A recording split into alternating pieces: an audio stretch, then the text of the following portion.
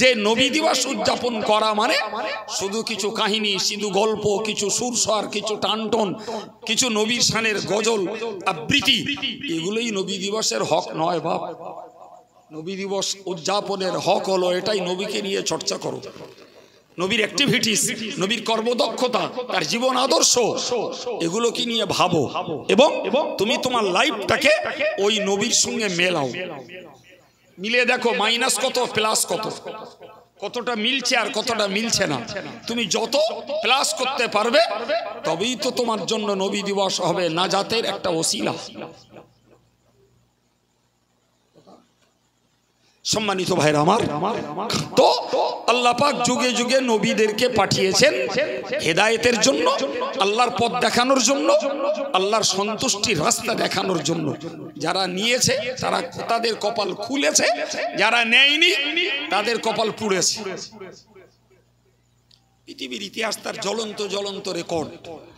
তা না হলে বেলাল আফ্রিকান কেনা গোলাম, সে এসে নবীর গোলামি করে জান্নাত দখল করছে, আর নবীর নিজের চাচা আবু লাহাব সে নবীর দুশ্মনী করে জাহান্নাম খরিদ করেছে। ঠিক না ভুল? এবং তার জাহান্নামের বার্তা খুদ কোরআনে মওজুদ, খুদ কোরআনে মওজুদ, এটি কারুর গাল গপ্প নয়। সম্মানিত ভাইরা, আমি এই পর্যন্ত বলার পরে আপনাদেরকে এবার একটু স্পেশালিটি কিছু কথা শোনাই। আমি কোরআনের একটু অংশ গোড়ায় পড়েছিলাম, এখানে হাফেজ ছেলেরা আছে, হাফেজ সাহেব আছে, তারা জানে, মৌলানাও জানে। কোরআনের ৩য় পারার একদম প্রথম অংশ মাত্র ৩ লাইন পড়েছি। আমার আল্লাহ পাক বলেছেন, তিলকার রুসুলু ফাদ্দাল্লাহ বা'দাহুম আলা বা'দ। এই যত নবীকে পাঠিয়েছি এদের মধ্যে কিছু নবীর উপরে আমি কিছু নবীর শ্রেষ্ঠত্ব দান করেছি। আর একটু মন খুলে বলেন, এই শ্রেষ্ঠত্ব, এই মর্যাদা, এই প্রাধান্যতা কে দিয়েছেন? আল্লাহ। তাহলে সেখানে আমাদের নাক গলাবার কোনো সুযোগ আছে না? নেই। এরপরে আল্লাহ বললেন, মিনহুম মান কাল্লামাল্লাহ। এই নবীদের মধ্যে কিছু নবীর সঙ্গে আল্লাহ কথা বলেছেন। সুবহানাল্লাহ। আবার বললেন, ওয়ারাফা বা'দাহুম দারাজাত, তাদের কাউকে কাউকে আমি কয়েক স্টেজ মর্যাদা বাড়িয়ে দিয়েছি। ব্যাপারটা কার? মাশাআল্লাহ। এরপরে বললেন, ওয়া আতাইনা ঈসা ইবনে মারইয়ামাল বাইয়িনাত, আমি মরিয়মের বেটা ঈসা নবীকে বেশ কয়েকটা অলৌকিকত্ব দান করেছি, অসাধারণ কিছু মর্যাদা দিয়েছি। প্রিয় ভাই আমার, এরপরে বললেন, ও আইয়াদনাহু বিরূহিল কুদুস, আমি জিবরিল আমিনকে দিয়ে মরিয়মের বেটা ঈসাকে সহায়তা করেছি। এই বাংলা মানেটুকু বললাম, এরপরে একটু তাফসীর শুনিয়ে দেব। কি বলেছি বাবা? আরেকবার বলছি, কটা কথা বলে রাখুন। যে সমস্ত রাসূলরা পৃথিবীতে এসেছেন, আল্লাহ পাঠিয়েছেন, এদের মধ্যে আল্লাহ কাউকে কাউকে কারোর কারোর উপরে দরজা বৃদ্ধি করে দিয়েছেন, আর কারোর সঙ্গে আল্লাহ কথা বলেছেন। আর মরিয়মের বেটা ঈসা নবীকে আল্লাহ কিছু মুজিজা, কিছু অলৌকিকত্ব দান করেছেন, আর জিবরিল আমিনকে দিয়ে তাকে সহায়তা করেছেন। কোন একটা ডিসকানেকশন হচ্ছে। সম্মানিত ভাইরা, আচ্ছা উনি দেখুন, আমরা কথা শুনি। এবার আয়াতটুকু তাফসীর বুঝুন। ভাই, আমরা কোরআন খুলে দেখতে পাই আল্লাহ পাক কথা বলেছেন হযরত আদম আলাইহিস সালামের সঙ্গে। সুবহানাল্লাহ বলেন। খুদ কোরআনে আল্লাহ বলেছেন, وقلنا يا آدم اسكن أنت وزوجك الجنة وكلا منها رغدا حيث شئتما ولا تقربا هذه الشجرة فتكونا من الظالمين। চারটি কথা। নাম্বার 1, হে আদম, তুমি আর তোমার স্ত্রী দুজনেই জান্নাতে থাকো। পরের কথা, যেথায় ইচ্ছা সেথায় ঘোরো, যা মন চায় তাই খাও। তিন নম্বর কথা, তবে এই গাছটার ধারেও যেন এসো না। চার নম্বর কথা, যদি আসো তোমরা অত্যাচারী বলে গণ্য হবে। এই যে কথাগুলো ডাইরেক্ট আমার আল্লাহ নবী আদমের সঙ্গে বলেছেন। তার মানে নবী আদমকে অ্যাড্রেস করে, সম্বোধন করে আল্লাহ বলেছেন। দু নম্বর, কোরআনে আল্লাহ বলেছেন ওয়াকাল্লামাল্লাহু মূসা তাকলিমা। মূসা আলাইহিস সালামের সঙ্গে আল্লাহ পাক কথা বলেছেন। সুবহানাল্লাহ। কার সঙ্গে কথা বলেছেন? আল্লাহ পাক নবী মূসাকে সম্বোধন করে বলেছেন ওয়া আনা আখতারতুকা ফাসতামি লিমা ইউহা। হে নবী মূসা, আমি তোমাকে নবী হিসাবে মনোনীত করেছি, ফলে তোমার কাছে যে আদেশ দিচ্ছি সেটাকে তুমি শোনো। ইন্নানি আনাল্লাহ, আমি আল্লাহ, লা ইলাহা ইল্লা আনা, আমি ব্যতীত কোনো মাবুদ কেউ নেই। সুবহানাল্লাহ বলবেন। তার আগের আয়াতে রয়েছে ফাখলা না আলাই, এই মূসা তুমি তুর পাহাড়ে উঠছো, তোমার জুতো দুটো খোলো। ইন্নাকা বিল ওয়াদিল মুকদ্দাসি তুয়া, নিশ্চিত এই তুর পাহাড় এটি একটি পবিত্র ভূমি, এখানে জুতো পায়ে দিয়ে ওঠা মানানসই না। এই কথাগুলো আল্লাহ নবী মূসাকে অ্যাড্রেস করে বলেছে। অপরদিকে আমরা দেখি আমার রাসূল করিম সাল্লাল্লাহু আলাইহি ওয়াসাল্লাম, যার শানে আজকের এই মজলিস, পৃথিবীর রেকর্ড, খোদ আল্লাহ তাকে দাওয়াত দিয়ে আরশ মুআল্লায় নিয়ে গেছেন। আর একটু জোরে বলেন, আর একটু জোরে বলেন। পৃথিবীর রেকর্ড নাই যে আমার রাসূলকে ছাড়া অন্য কাউকে আল্লাহ দাওয়াত দিয়ে আরশে নিয়ে গেছেন, এর রেকর্ড নাই। শুধু নিয়ে যাননি, পথের গাইডম্যান হিসাবে জিবরিল আমিনকে পাঠিয়ে দিয়েছেন।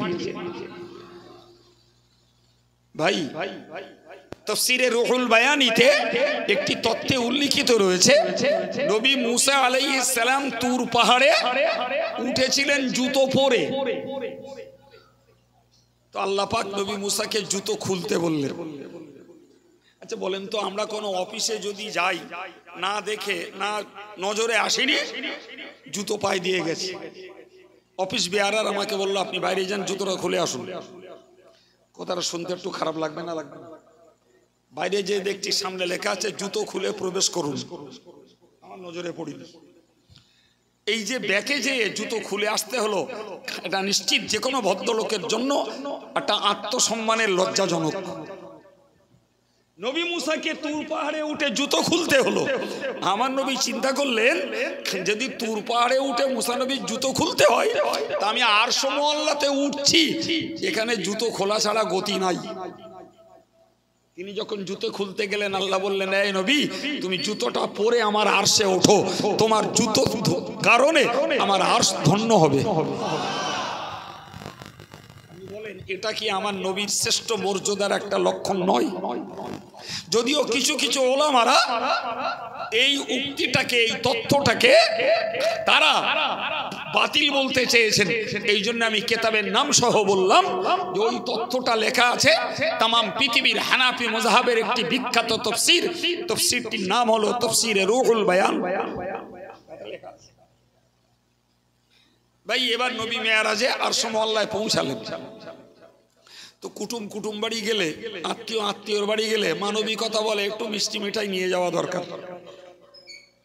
তা আমার আল্লাহ আমার নবীকে দাওয়াত দিয়েছেন, আর নবী আল্লাহ পাকের দরবারে হাজির।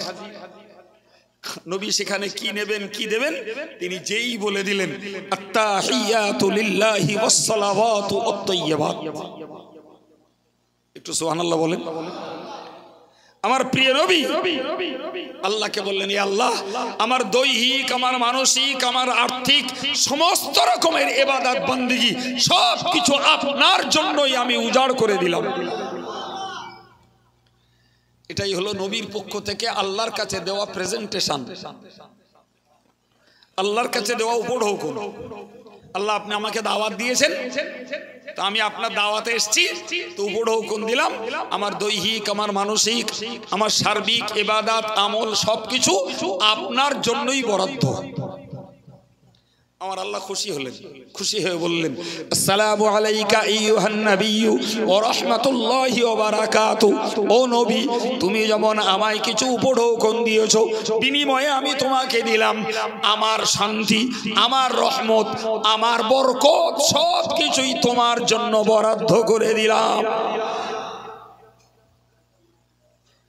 আল্লাহ নবীর কথা, যেটাকে আমরা নামাজের বৈঠকে পড়ে থাকি, বৈঠকে 2 রাকাত 3 রাকাত 4 রাকাত যে নামাজই হোক, দ্বিতীয় রাকাতে একবার প্রথম বৈঠকে, একবার শেষ বৈঠকে পড়তে হয়।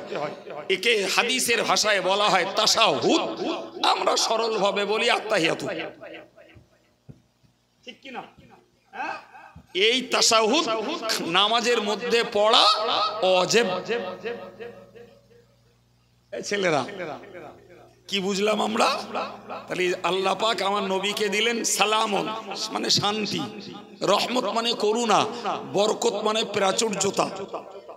তাহলে শান্তি, করুণা, প্রাচুর্যতা, প্রাচুর্যতা, করুণা, শান্তি সবকিছু তোমার জন্য। আমার নবী উদার চিত্তে বললেন আমার আল্লাহ এত বড় বড় নিয়ামত আমার জন্য দিচ্ছেন, তো আমি একলা ভোগ করব না। আসসালামু আলাইনা ওয়া আলা ইবাদিল্লাহিস সালিহিন। ওগো আল্লাহ, আপনার দেয়া শান্তি আমার উপরে যেমন আপনি দিয়েছেন, আমি আপনার সমস্ত নেককার বান্দাদের জন্য বন্টন করে দিলাম। নবী একলা একলা ভোগ করেছে? আমি আপনাকে বোঝাতে চাইছি, মুসা নবীও আল্লাহর সঙ্গে কথা বলেছে, আদম নবীও কথা বলেছে, আর আমাদের নবীও কথা বলেছে। কিন্তু যদি তিনটে বিষয়কে এক জায়গায় রেখে টালি করি, তাহলে কি দাঁড়াবে বলুন তো? জি, ধরে নেন আদম নবী কথা বলেছেন জান্নাত থেকে, আল্লাহ অর্ডার করেছেন আরশ থেকে। মুসা নবী কথা বলেছেন তুর পাহাড়ে, আল্লাহ অর্ডার করেছেন আরশ থেকে। আর আমার নবী কথা বলেছেন, কোরআন বলছে ফাকানা কাবা কাউসাইনি আও আদনা, আল্লাহ থেকে নবীর দূরত্ব ছিল 2টো ধনুকের দূরত্বের মতো, তাছাড়াও কম। সুবহানাল্লাহ, বাড়ি যায়। 2টো ধনুক কত দূর? আরে বাবা, ধনুক কত বড় বড় হয় জি। তাহলে 2টো ধনুককে যদি একত্রিত করা হয়, হার্ডলি বলা যায় খুব বেশি বেশি 3 ফুট, 3 ফুট 3 ফুট 6 ফুট হবে। আর এই মাঝখানটায় ছিল পর্দা জি। তাহলে অন্যান্যদের সঙ্গে কথা বলার তুলনায় আমার নবীর সঙ্গে কথা বলার ব্যবধানটা ছিল অনেক ঘনিষ্ঠ, অনেক নিকটস্থ। এতেই প্রমাণ হয় আমার নবী আমার রাসূলুল্লাহর কাছে অনেক অনেক শ্রেষ্ঠ। আমার নবী আমার আল্লাহর কাছে অনেক শ্রেষ্ঠ। আপনাকে একটা হাদিস শোনাই, আর একটু ব্রেন খুলবে। রাসূলুল্লাহ বলেছেন, সহিহ বুখারীতে ইমাম বুখারী বর্ণনা করেছেন, রাসূল বলছেন উতিতু খামসান লাম ইউতা আহাদুন ক্বাবলি। হুজুর বলছেন যে আমাকে আল্লাহ 5টা বৈশিষ্ট্য দিয়েছেন। যদিও অন্য একটি হাদিসে 6টার কথা এসছে, আমি 6টাই আপনাকে শোনাবো ইনশাআল্লাহ। মন দেন। বৈশিষ্ট্য, বৈশিষ্ট্য মানে ওটা তারই স্পেশালিটি, অন্য কাউকে হুজুর নিজে বলছেন যে আমার পূর্বে অন্য কোন নবীকে এই বৈশিষ্ট্যগুলি, এই বিশেষত্বগুলি আল্লাহ দেননি। আর আমার নবীর পরে তো দেওয়ার আর প্রশ্নই ওঠে না, যেহেতু আর নবী নেই, তাই না বাবা? শুনুন কত মজার কথা। নাম্বার 1, নবী বললেন উতিতু জাওয়ামিল কালিম বিজাওয়ামিল কালিম। রাসূল বললেন আমাকে দেয়া হয়েছে অল্প বাক্য, বেশি অর্থের যোগ্যতা। অল্প বাক্য বলেন, কি বলেছি বলেন? আরে বাক্যটাই বলেন, কালকে আপনি সাজিয়ে পাবেন না মোবাইল না খুললি। অল্প বাক্য আর অর্থ।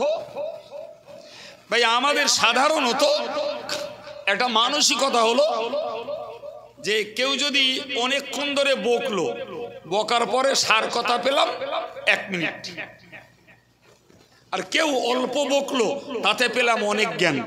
পছন্দ কোনটা? অল্প কথায় বেশি জ্ঞান পাওয়া গেলে সেটাই মানুষের কাছে বেশি আকর্ষণীয়, ঠিক কিনা?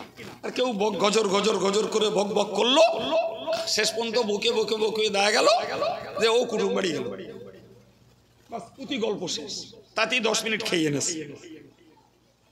বুঝতে পারেননি তো? রাসূলুল্লাহ বলছেন যে আমাকে আল্লাহ যতগুলি বৈশিষ্ট্য দিয়েছেন তার মধ্যে একটি বৈশিষ্ট্য হলো যে অল্প কথায় বেশি অর্থের যোগ্যতা আল্লাহ আমাকে দান করেছেন। বিশ্বাস করুন, এই ব্যাপারে একটা লম্বা চওড়া হাদিস আছে। আমি যদি যা একটু আধ জানি, ওই হাদিসটাকে যদি ব্যাখ্যা করি তা 2-10 ঘন্টা লাগবে। যে নবীর ছোট ছোট হাদিসে কত বিরাট বিরাট অর্থ লুকিয়ে আছে, সে শক্তি আমার নেই, আর আজকে সে মজলিসও নয়। তো প্রথমটা কি শিখলাম বাবা? নবীকে আল্লাহ যতগুলি বৈশিষ্ট্য দিয়েছেন সেই বৈশিষ্ট্যগুলির মধ্যে এটাও একটা, যে অল্প বাক্য আর অর্থ বেশি। নাম্বার 2, প্রিয় নবী বললেন নুসিরতু বির-রু'বি মাসিরাতা শাহরিন। আল্লাহ পাকে নবী বলেন আমার আল্লাহ আমাকে সাহায্য করেছেন 1 মাসের দূরত্ব পর্যন্ত আমার আতঙ্ক মানুষের হৃদয়ে ঢুকিয়ে দিয়ে। এটা উদাহরণে বুঝুন। গ্রামের কিছু লোক আছে, কিছু মানে এক একজন থাকে, যাকে দেখলে ছেলে বাচ্চারাও সাবধান হয়, ঘরের বউ বৌমারাও একটু সাবধান হয়। এরকম আছে না নাই? ভাই জামিয়ায় 650 ছেলে পড়ে এখন।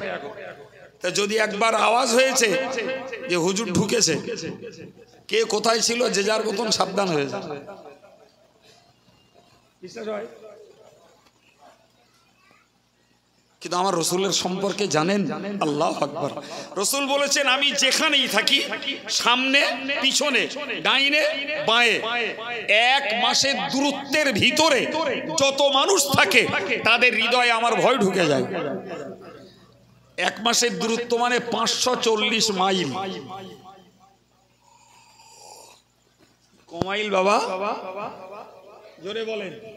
তাহলে 540 মাইল 4 স্কয়ারে, 540 মাইল চারিদিক পর্যন্ত যত মানুষ থাকে প্রত্যেকের অন্তরে নবীর আতঙ্ক ঢুকে যায় যে মোহাম্মদ বোধহয় পাশে কোথাও আছে।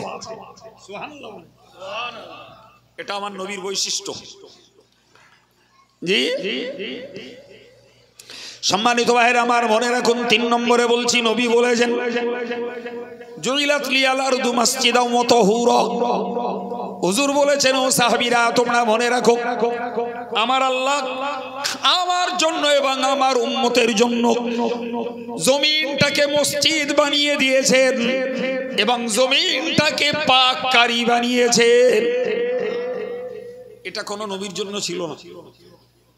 সমস্ত নবীদেরকে ইবাদত করতে তাদেরকে ইবাদতের নির্দিষ্ট জায়গা, ইবাদতের নির্দিষ্ট জায়গা ইবাদতখানায় যেতে হতো।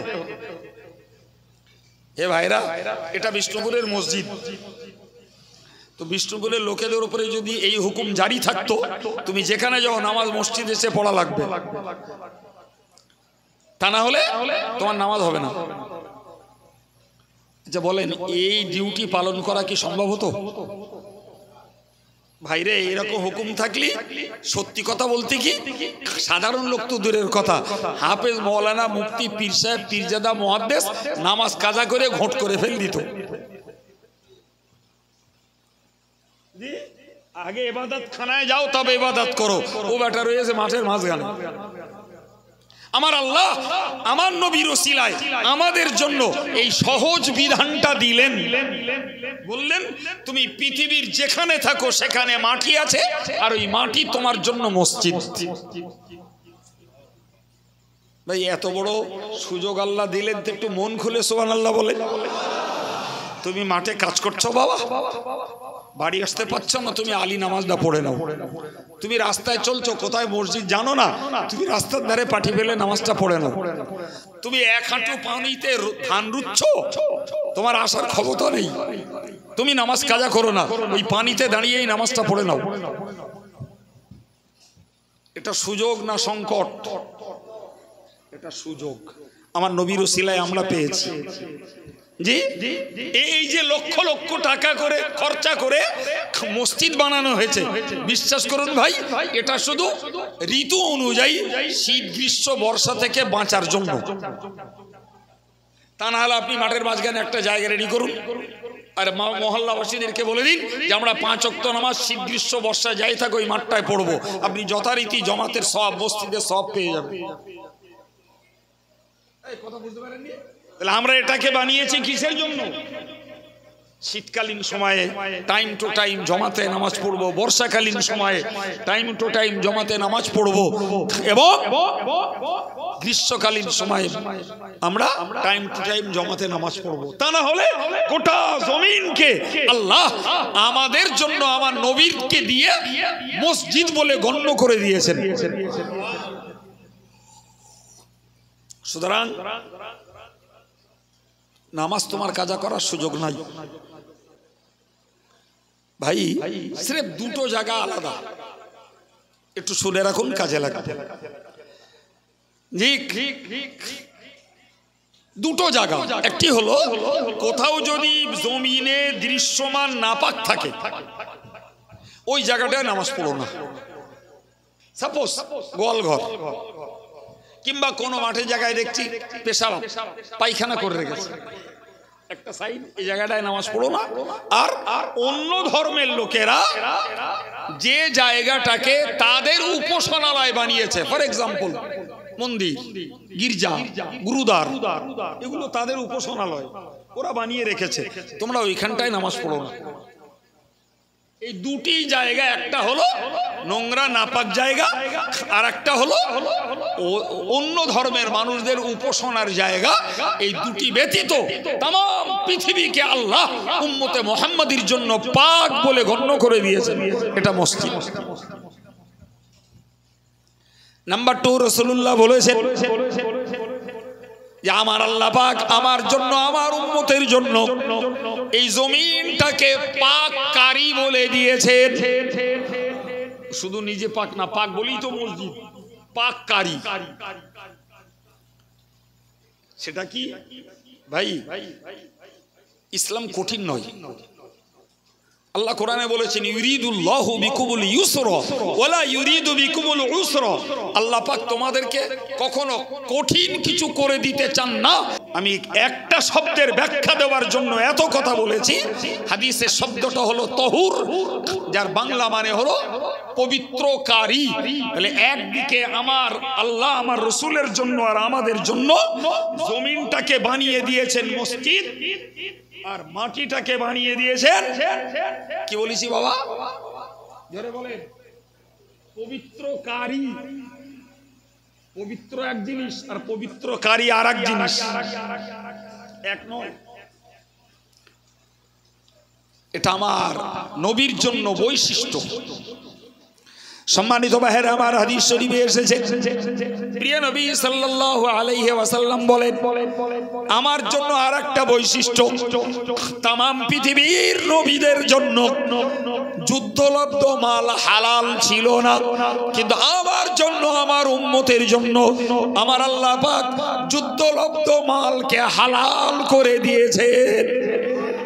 ভাই, পূর্বেকার নবীরা যুদ্ধ করতেন, শত্রুপক্ষের ফেলে রেখে যাওয়া মাল নেওয়ার অধিকার রাসূলুল্লাহর ছিল না। কি দোয়া